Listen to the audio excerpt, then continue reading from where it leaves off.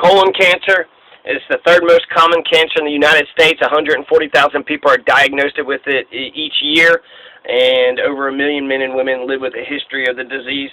There's good news about colon cancer. It can be prevented. 75% of all the cases could be avoided by things you can do. Here's 8 tips that you could do. Get screened. Well, let's go with the symptoms, okay? So this is, do you have colon cancer?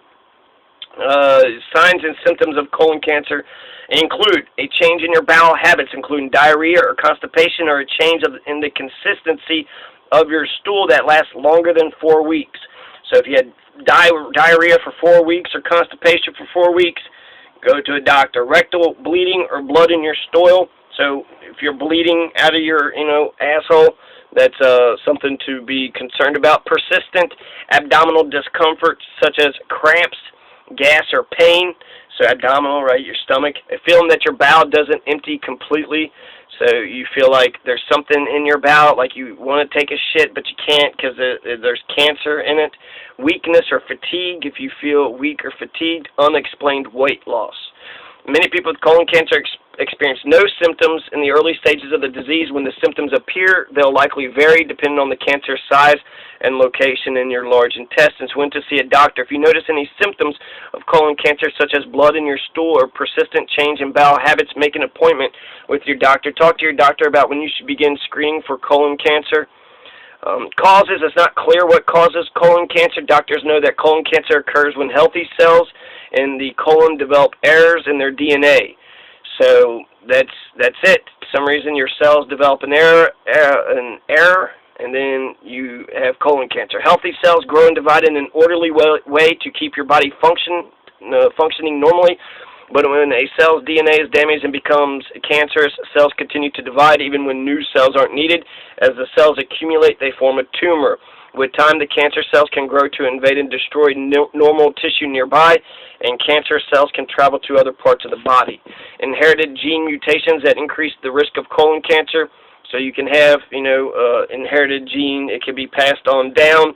So since my grandmother died of colon cancer, I might have a higher chance of it. Studies of large groups of people have shown an association between a typical Western diet and an increased risk of colon cancer. A typical Western diet is high in fat and low in fiber. When people move from areas where a typical diet is low in fat and high in fiber to areas where the typical Western diet is most common, the risk of colon cancer in these people increases significantly. It's not clear why this occurs, but researchers are studying whether a high-fat, low-fiber diet affects the microbes that live in the colon, causes underlying inflammation that may contribute to cancer risk. And this is an active area of investigation, and research is ongoing. Some risk factors: older age, being black, personal history of colorectal cancer, or something. And these damn gnats. Okay. So, endinio polyps, something, inflammatory intestinal conditions, family history, low fiber, high fat. So, not enough fiber. I guess eat your Wheaties, wheat, high fat, so just a bunch of fat. If you're just eating pure fat, like on the pieces of bacon, take that fat off. Don't just eat fat ever. It's not even tasty. Don't even taste good. A sedentary lifestyle. If you're inactive, you're more likely to develop colon cancer. Get some physical activity. Diabetes. People with diabetes and insulin resistance may have an increased risk of colon cancer. Obesity, people who are obese have an increased risk of colon cancer and an increased risk of dying of colon cancer when compared with people considered normal weight. Smoking, people who smoke may have an increased risk of colon cancer. Alcohol, heavy use of alcohol may increase your risk of colon cancer. Radiation therapy for cancer, directed at the abdomen to treat previous cancers, may also increase the risk of colon cancer. So, radiation therapy. 8 ways to prevent colon cancer. Get screened. Get regular screening tests for colon cancer. It's the single best way to protect yourself from the disease. It can catch cancer early when it's most treatable and help prevent the disease by finding abnormal growths called polyps that could turn into cancer. So they're looking for polyps. There are a number of effective screening tests for colon cancer. Some are easy to do but need to be done more often. Others are more involved but need to be done less often. Which test you have depends on your personal preference and medical history. A doctor can help you decide. So you can have a fecal occult blood test, fecal immunochemical test.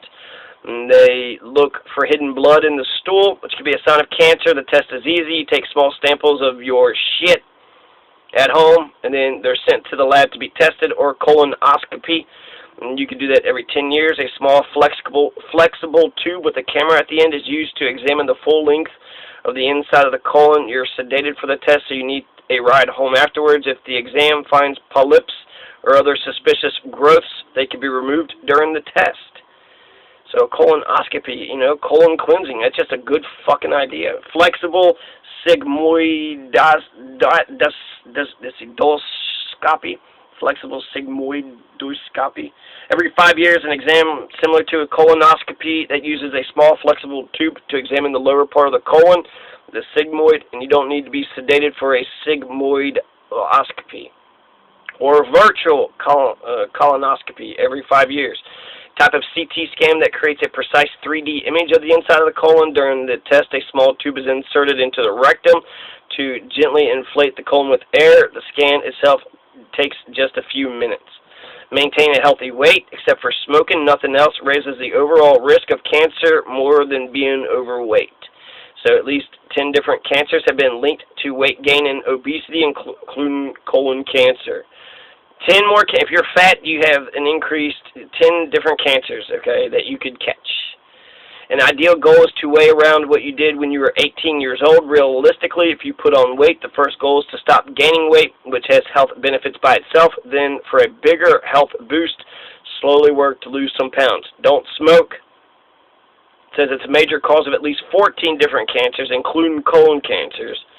Be physically active. It's hard to beat regular activity. It lowers the risk of many serious diseases, including colon cancer, provides a good mental boost.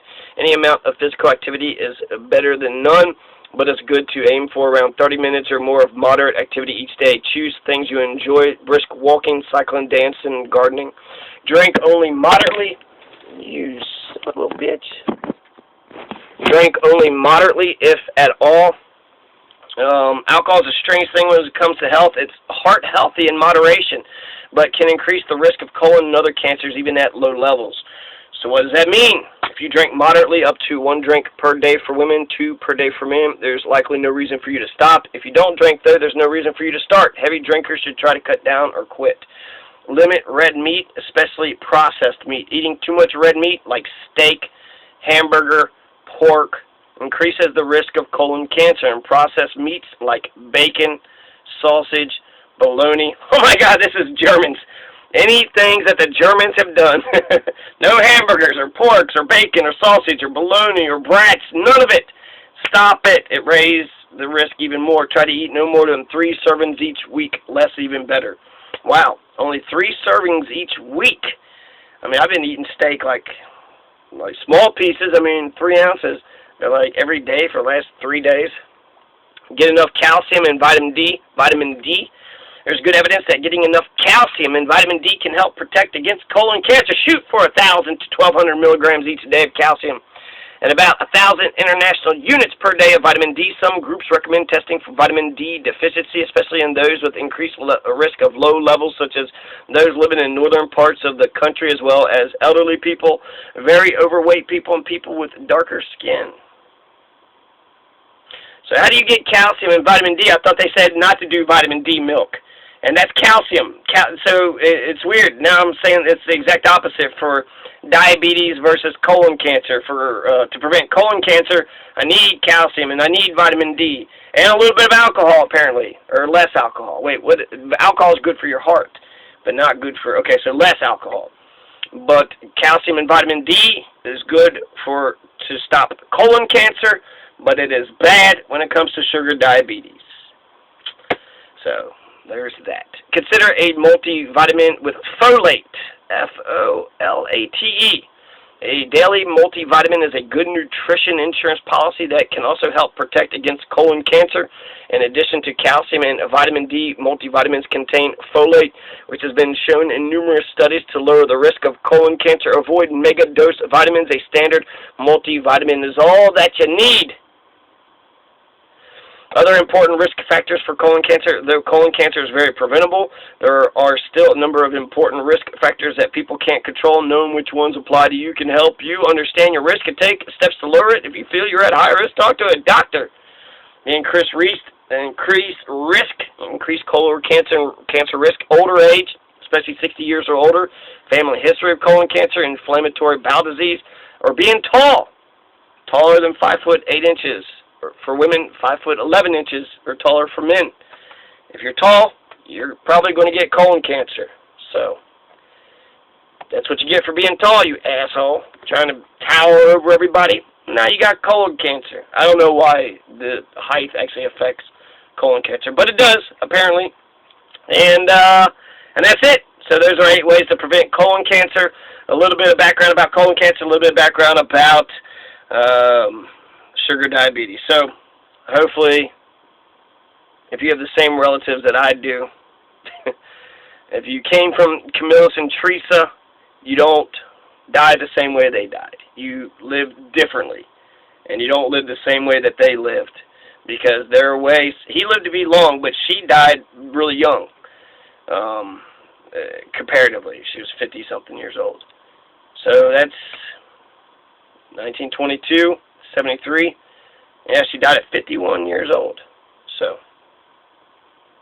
of colon cancer. So, let's run down it one more time, just to get screened. Get screened. I think that's probably the best way to prevent it, right? They said that the effects doesn't hit till later on, so you might have it the whole damn time. And even one of the screenings, you can get rid of, like, the polyps, whatever the polyps is. So get rid of those polypses. And then once you get rid of the polypses, then you'll have less chance for getting, colon cancer. Maintain a healthy weight. Don't be fat. The more fatter you are, the more likely you're going to get cancer. Teresa was fat. Don't smoke. She didn't smoke, okay? I don't think she got cancer screenings. Be physically active. She was physically active. Apparently, the way I heard, she bent over and picked up a rock and got a hernia. And then that led to the colon cancer. So that there is something that might be something like that, that there's an abnormality, something about a cell is abnormal. So if something affected something other and then the cells just started wildly producing, I mean, you could probably stretch something, right? You probably could reach and stretch something on the inside, and then now your cells are just fucking multiplying like crazy. They don't know why cancer actually happens. It's just that the cells, they multiply and don't multiply. They stop and they regulate themselves. But apparently some cells, lung cancer, skin cancer, brain cancer, colon cancer, sometimes the cells just start reproducing nonstop. And then if they get into the bloodstream, then they're getting all over you. And then you got cancer of the fucking brain, heart, lungs, feet, everywhere. Everywhere you got fucking cancer. Says drink only moderately, if at all. So they're saying don't drink. She was definitely against drinking. Limit red meat. So stop eating red meat. Steak, hamburger, pork, bacon, sausage, bologna. Stop eating that red meat. That red meat is not good. So Germans, I don't know. I mean, you have to get your protein somehow. I wish I could get my protein by other ways besides meat. I don't feel like I'm filled up unless I have some meat. There's got to be a piece of meat there in addition to other things. I have been trying to, have stuffing and potatoes and, like they said, that salad plate and other ways of sort of filling yourself. Drink some water before you eat. Ways to fill yourself up. Eat a piece of bread, probably. Eat a piece of bread, right? I don't know what I'm going to eat right now. I think I'm going to eat some cream of wheat. So fiber is good, right? And fiber good, something about the sugar diabetes, the high in fat, low fiber diets. So I think that's good for fiber, cream of wheat. But I do add sugar and butter into it. I don't know. I should just exercise, right? Let get all that shit and let us sweat it out. There's good evidence that getting enough calcium and vitamin D can help protect against colon cancer. So drink vitamin D milk. Drink lots of vitamin D milk. Drink calcium, vitamin D milk. says 1,000 to 1,200 milligrams per day of calcium. I don't know how the fuck people measure calcium. And about 1,000 international units per day of vitamin D. So you shoot yourselves up some vitamin D. You know, shoot about 1,200 milligrams of calcium into you. Get 1,000 international units IUs, milligrams. Who the fuck measures in? Where is this? Siteman.wustl.edu. Some groups recommend testing for vitamin D deficiency, especially in those with increased risk of low levels, such as those living in northern parts of the country, as well as elderly people, very overweight people, and people with their darker skin. So if you're fat or old and you have dark skin, you need to test to see if you got vitamin D deficiency. Vitamin D deficiency is what leads to colon cancer. That's the answer. To join the Black Panthers and rebel against the government, I'm loving it by fighting against the diseases. And a multivitamin with folate. So, have you got your folate? Have you got your intake of folate today? Multivitamins contain folate, which has been shown in numerous studies to lower the risk of colon cancer and avoid mega-dose vitamins. Standard multivitamin is all you need. Don't get mega-dose vitamins. Just get your folate, which is a standard multivitamin. If it's got some folate, you are great when you get some folate. And, and that's it. So, I've said that twice. Don't get colon cancer. Don't get sugar diabetes. Don't catch nephritis, whatever that is, or endocarditis. Don't sneeze. If you got endocarditis, don't sneeze it on me. Myocarditis, you don't wash your hands so you don't get myocarditis. And gallstones, you shouldn't be eating stones at all. So I don't know where gall is, but, if you have the gall to eat some stones, then you're probably going to get some gallstones. That's probably where the origin of the word came from. Right? And what else is there? This is good review for me. So colon cancer is bad. So if you're like, man, I want to go get some colon cancer, that's bad. You need some vitamin D. You need some folate. You need to get some other things. Calcium. Calcium, folate, vitamin D. You don't need to get 4 days of pneumonia. Anna Katharina Brueggemann got 4 days of pneumonia. Killed her. So, pneumonia. What's up with pneumonia? Nephritis, pneumonia. Nephritis, pneumonia. Carteral pneumonia. So, bronchopneumonia, pneumonia, nephritis, sugar diabetes, twice. Remember, it's not just Camillus that had it. It was Margaret Bills. Margaret Bills died of sugar diabetes. She died of it, okay? Probably type 2, right? Acute myocardial failure. So it's not cute. It says it's acute, but it's not cute. It's ugly because it killed Marie Wagener. She was our Bavarian, Austrian, Viennese immigrant. Her husband was the Bohemian, and he was so cool. She was a bitch.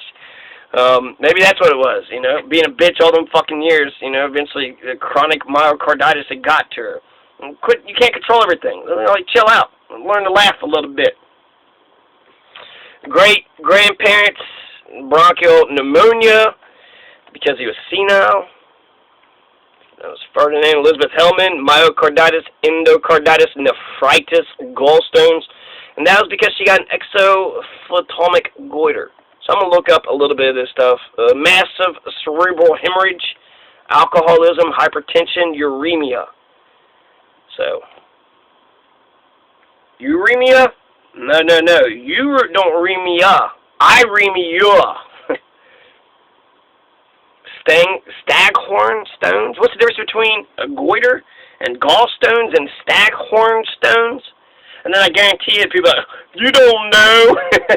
This is what education is. Even if you knew about all this stuff, it's good to review. And if you're talking about it, then you're reinforcing that knowledge. That's how knowledge works. It might take 20 times for you to hear something before it becomes, embedded in you and becomes a part of you. Shit, don't you understand how education works? Fuckers.